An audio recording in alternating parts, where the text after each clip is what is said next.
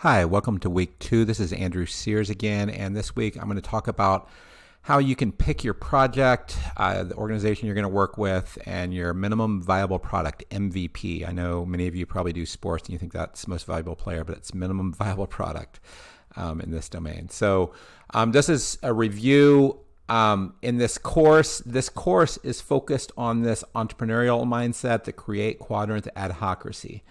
And you're going to have different organizations. So some of you might be in an early stage startup, and that's going to be a great fit. And your personality might fit this also.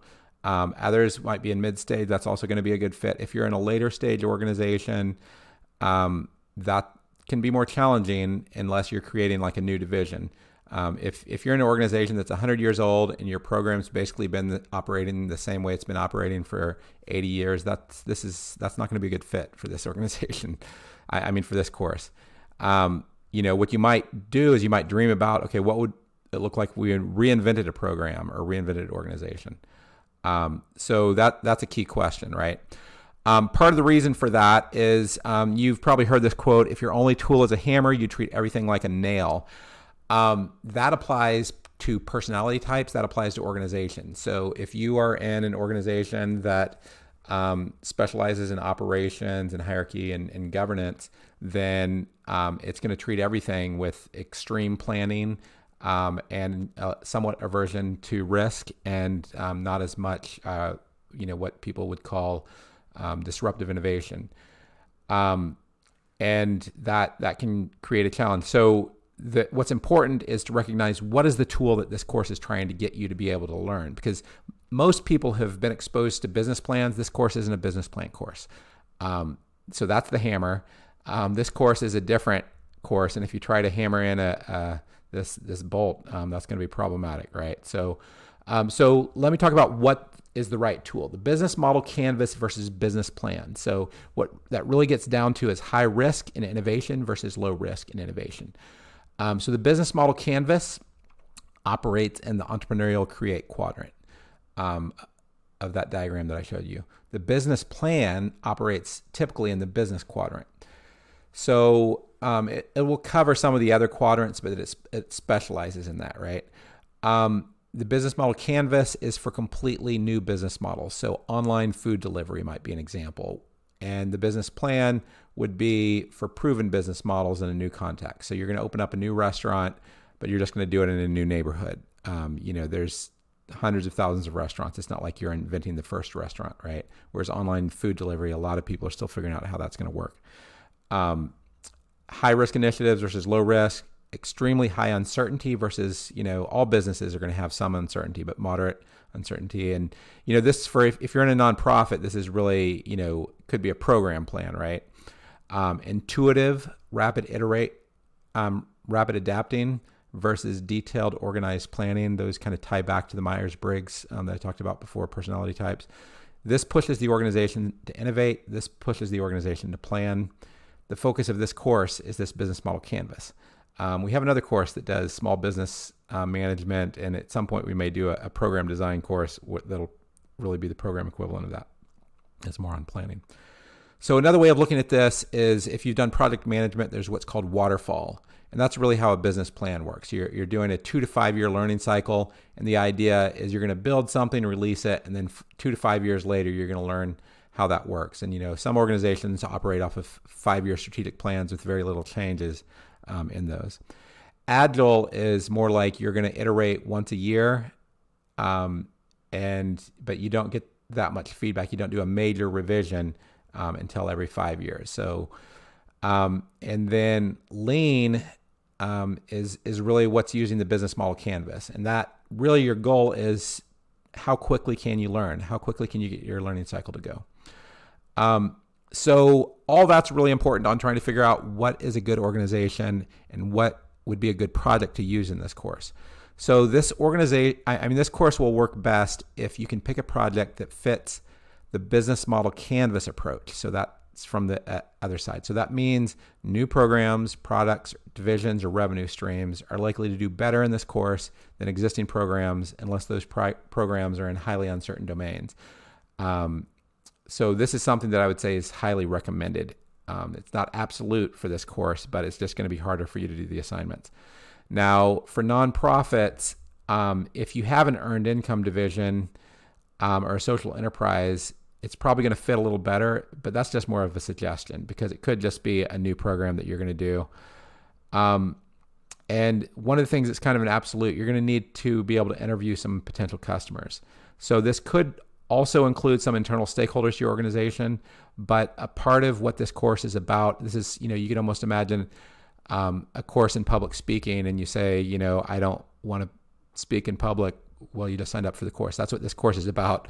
One of the fundamentals of this course is you got to get outside the building, which, you could still do on the phone or, talking to outside people. But the idea, one of the key ideas in this course is that you're going to have hypotheses about your business model and they need to be tested.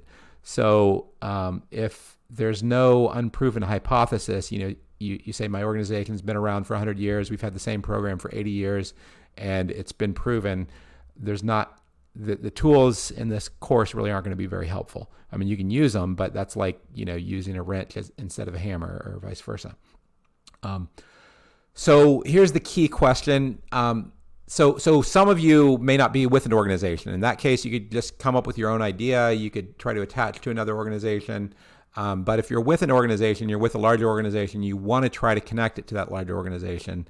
And say this is an organization that has a very stable business model. And I could, that also includes nonprofits that are stable and not, a super strong culture of innovation. Then you could just do your project. So here's some possible solution. You just do your project as a dream exercise, recognizing that, your organization may not implement it. And you could also just imagine that what you're going to do is you're going to start your own nonprofit or business and imagine that you're going to ask your organization to invest in it, or it could be outside your organization entirely. Another idea could be that you could have a product in your organization to develop a training program to improve innovation in your organization. So, and if you have a role or might be able to play a role, you could say, I want to try to get more innovation in the organization. And you might have your new product be an innovative young leaders development program or a young leaders development program focus on innovation, right? And if you could, have a 8-week session and that's your minimum viable product that you're going to offer an 8-week session for young leaders to help them get some of the tools in innovation. So that would be a good MVP.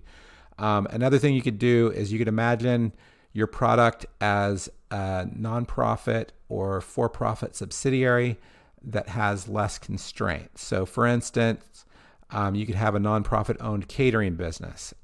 You could have affordable housing subsidiary. You could have a thrift store, but then you're going to do it online. So some of these things, if you've had a catering business for 30 years, this may not be that helpful. Where it's going to be more helpful is where you have to iterate and you have to learn, through the process. And the other thing is you could consider a business version of what your nonprofit does. So one of our students proposed doing a mobile counseling service. So her nonprofit provides counseling, but she was offering doing a mobile counseling service as a side business that she could start up. Or you could do your project, and this is the not recommended, you could do your project on a stable program or product, but with limited ability to innovate. The challenge is that most of the tools in this course will not really apply as much. So that is the basic introduction. The next part of what I want to do is to give you an overview of our workbook for week 1. So what you're going to be doing in this week is you're going to be brainstorming your product. So take this advice, and then this is going to be your first guess at what you would like to do. So you're going to have a PowerPoint, and as I mentioned, that is available. I should be able to pull this up. So if you go to your lessons, week 2, it's going to be linked on week 2. And where is it? Lean Startup presentation template. It's also linked in the very first lesson on course introduction. Start here. So you're going to get this workbook, and each week what I want you to do is only submit so if you're doing workbook 1, you download this, but then you would get rid of all the rest of the weeks. And then submit this. Now, the reason why we're using PowerPoint is I want you to feel like you're going to do your first guess at this. And if the teacher says, and you talk to customers and it just seems like it's a really bad idea, it's not going to be a fit. The reason why we did it in PowerPoint, because we'd rather you not write a 10-page, business plan and then have to change it all. So if you do it here and you have to change it, you're probably not going to feel as frustrated. But so think about who your target customer is, and all the framework in this course is going to be using the term customer, but it could be client or donor, or sometimes it would be a combination of client and donor. And what type of problem are you going to solve for them? So is this an important problem for this customer? Is it an urgent problem? How do you plan to solve it? So what you would do is you'd go here, and you can shrink down the font if you need more space, and you'd write out your response. Who else is in this space? How are they solving the problem? And what's unique about your way of solving the problem? So, for the example of, an online thrift store, you might sell through eBay or Craigslist or something along those lines, and your target customer is going to be different than your traditional thrift store, right? Trying to think through where you're probably not going to be mailing couches through your online thrift store, but there might be a subsegment. So, trying to figure out who the customers are and things along those lines. So describe your idea. And then the meaning of value is, it's for whatever group that you're serving. It might be multiple groups. I said if you have donors and clients. So say you're going to start a new program and it's also going to attract a new category of donor. Then you may want to make 2 copies. I have a typo there. 2 copies of this slide.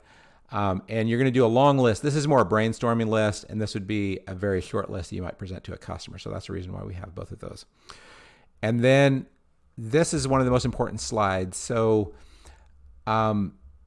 you want to say who your target customer is. So say you're doing this online thrift store. Your theory might be that people who want to find books, you guys get a lot of donated books, and you think that books are going to be the best thing you can sell through the mail. So that's going to be an assumption. And your fact, you may not have any facts on that. Today, who's at your thrift store, but it's going to be a different, customer, right? And you want to have something you can test. So that's why I was saying, if you've been doing the same program the same way for, 50 years, there's not going to be any assumptions. It's all facts. And this tool isn't going to be useful for you. And this course isn't going to be as useful for you. So we're trying to get you to innovate. So how do you plan to solve the problem? Who's your competitor? How do they solve the problem? And then what's unique about your way? So some of these things you're going to have assumptions, and the idea is you're going to try to test them.